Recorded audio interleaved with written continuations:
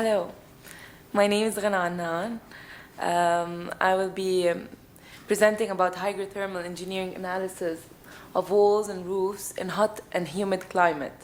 So my work is basically continuation of what my colleague Hadi was just presenting.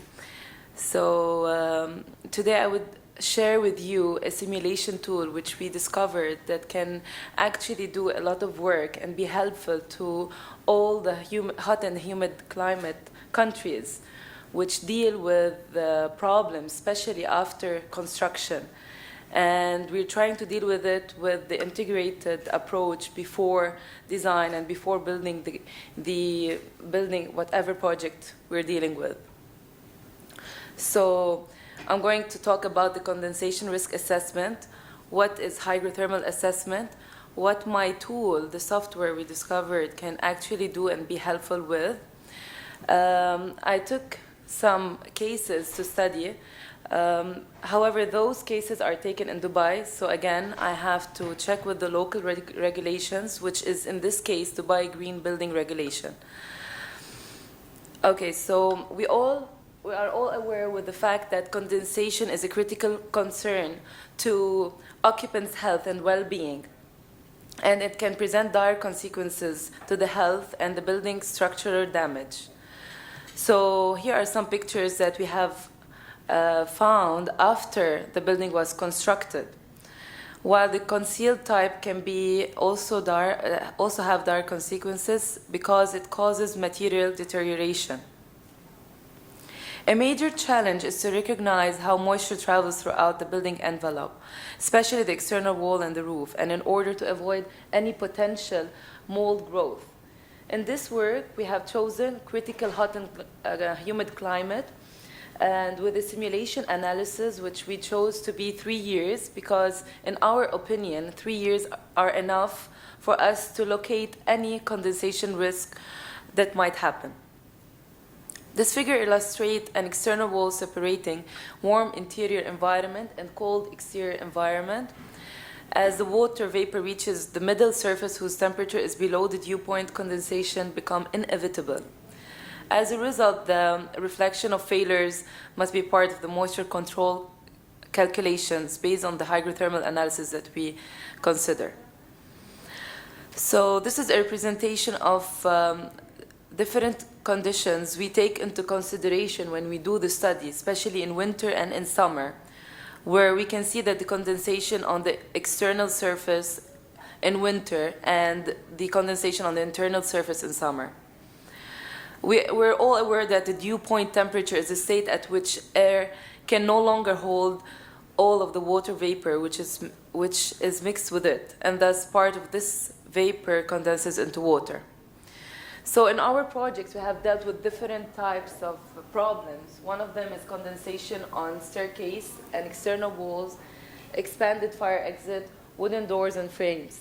And this eventually caused the formation of mold, paint peeling of the wet walls and floors. Hygrothermal assessment is the analysis of heat, vapor, and moisture. And what we look into is basically the temperature, relative humidity, and water content. And the result of this assessment provides important information, especially on the surface and interstitial condensation risk. So basically, this software that we deal with is used in Germany. It's produced in Germany, and it confirms with special standards. It can be used as one-dimensional and two-dimensional. However, of course, two-dimensional is much more important. So the advantages of the tool that we use is that whatever material composition that we choose to have, we have a huge library that we can refer to. Let's say I have a wall or a roof or a slab, and I receive the composition by sitting with the architectural team. Each composition in this tool has its density, the porosity, all the specifications that we find in ASHRAE or many other references. We can choose which is more stringent and test it accordingly. So again, this is the Dubai Green Building Regulations, which we always try to follow based on the country of interest, which states that the roof U value must be 0.3 and the external U value must be 0.57. So I just took 4 simple details: an external wall, a typical external wall without insulation, and an external wall with insulation. Accordingly, the roof without insulation and roof with insulation. As you can see in the table that I have stated the total U values and the compliance with the Dubai building regulations. The first base case scenarios that we usually test, we have interior conditions with 24 degrees Celsius and 50% relative humidity. And another advantage in this tool is that we can import weather files, the newest weather files, which we take from Meteornorm version. So whichever the weather stations in each country, we take the latest weather file, we import it, and that's how we can do a simulation for 3 to 4 years with the updated weathers, especially that the weather stations have updated values that are changing with time. So as you can see here, I have details of the external walls that I have chosen to study, to see how the simulation tool can show me what I can recommend the architecture or the design team how to move forward. Also the roof with and without insulation. I will start with my first detail, which is external wall without insulation. There's a little bit of typo here. The simulation duration, as I said, it's 3 years. And the temperature and relative humidity, you can see that the temperature is shown in the red and the relative humidity in green. And such wall, we usually consider that the relative humidity above 75 and above can be critical, especially that the relative humidity is cyclic. It's not decreasing. So this can be of critical in our case. We have to check, because on the long run, the cyclic increase and decrease of relative humidity would cause deterioration of the wall and might cause condensation. The peak in temperature is, it's normal to have it 34 degrees because I'm dealing with Dubai weather file. So this is determined, the peak is determined by the exterior conditions, which is the Meteornorm weather file, which I imported to the tool.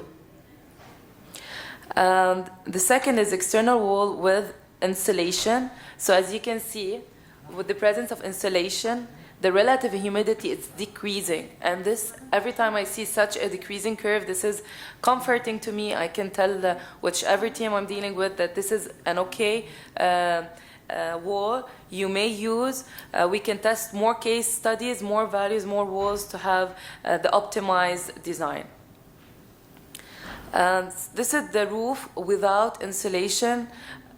Also, we see that the relative humidity goes up to 75% and the temperature to 27.5 degrees. And when I inserted the insulation to the roof, I also noticed that the relative humidity decreased up to 57%, which is also a good roof design. So this table here shows the results of my 4 case studies that I have just determined. And we can see the maximum temperature and the maximum relative humidity. Our values are not only concerned with the relative humidity and the graphs that we just see in this tool. We also refer to ASHRAE. We refer to the U values set by ASHRAE if we're meeting them. So let's say if WUFI gave me a wall that has a good result in relative humidity, however, the total U value does not comply with ASHRAE or green building design by Dubai regulations, I cannot take it into consideration even if it's a good wall. So I always have to go back to the original U value set by ASHRAE. And we also look at the comfort zone. So this is a graph where we consider the ASHRAE 55 to see also whether the results that I'm receiving are within the comfort zone. Finally, the only condensation issue in building the limitations that we deal with are basically two. It's the building material theoretical efficiency versus real efficiency, and the installation and workmanship. So we should have a tight building envelope. If the insulation is not well installed, this might cause problems.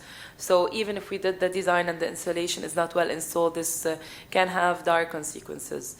This table presents how design is done in our firm. So we have concept, schematic, and detailed design, and in each phase we have meetings in order to determine, as you can see, architects and mechanical engineers sit together in order to establish a design for the interior and exterior conditions to comply with the project requirements depending on the location and depending on the envelope, and of course to avoid any condensation problems in the future. So this is it. Thank you so much. Any questions? Any questions? Yeah. So the Woofy software, Yeah. is that expensive to license, you might say? I believe not. You just buy it once, and you don't have to pay every year another like continuation and the payment. Just you can buy it once. But if I would recommend buying the 2D instead of the 1D. There's many forms of the tool you can buy. So the highest one is for 2D. It's more for professionals, and it gives nice output. And the best thing about it is that you can choose how many years you can do the run, which gives you more idea about how your wall would behave after a couple of years.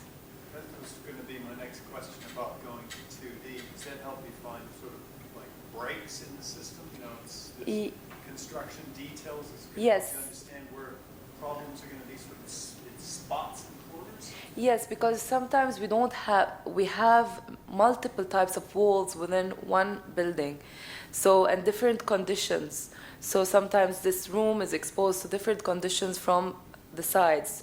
So we have to, most of the clients avoid putting lots of insulation or prefer to use thinner insulation because of the cost, obviously. So Woofy in 2D, yes, you can. It gives you an idea how you can be sustainable in terms of the thickness and in terms of the condensation, both. So this is it. Other questions? Mm. Can I just ask, Yeah. I'm interested in the design process. So you mentioned that you actually look at this during Yeah. different phases. Yeah. Could you just tell us a bit more about the earlier stages? Yes, the earliest stage is the concept design stage, where we establish the design conditions, the exterior, interior. We understand where the weather file. We understand, as we mentioned earlier in the other session, that sometimes we have different types of weathers within one country. So we have to understand the weather file. If we can get the latest weather file from the stations. And this weather file would be important to import it in my simulation tool to give me an idea about how my wall will behave. So the second, and this is done with the architects and mechanical engineers, because obviously the architects are the ones who eventually bring about the plans and elevations and sections and specs. The second is the schematic design phase, also with the mechanical and architects, where we actually study the options that we have. So we set all the options. We have many types of wall that can be considered. Well, yeah, definitely. And cost, we take into consideration many things. Nowadays, we're taking into considerations if this project is going for a sustainable certification such as LEED or GSAS or PQP. So those conditions will be more stringent. So, and the last phase is the detailed design, where everything is confirmed and we just make sure everything is going well, everything's set, no problems concerning condensation or or anything. Okay. So thank you. Thank you so much.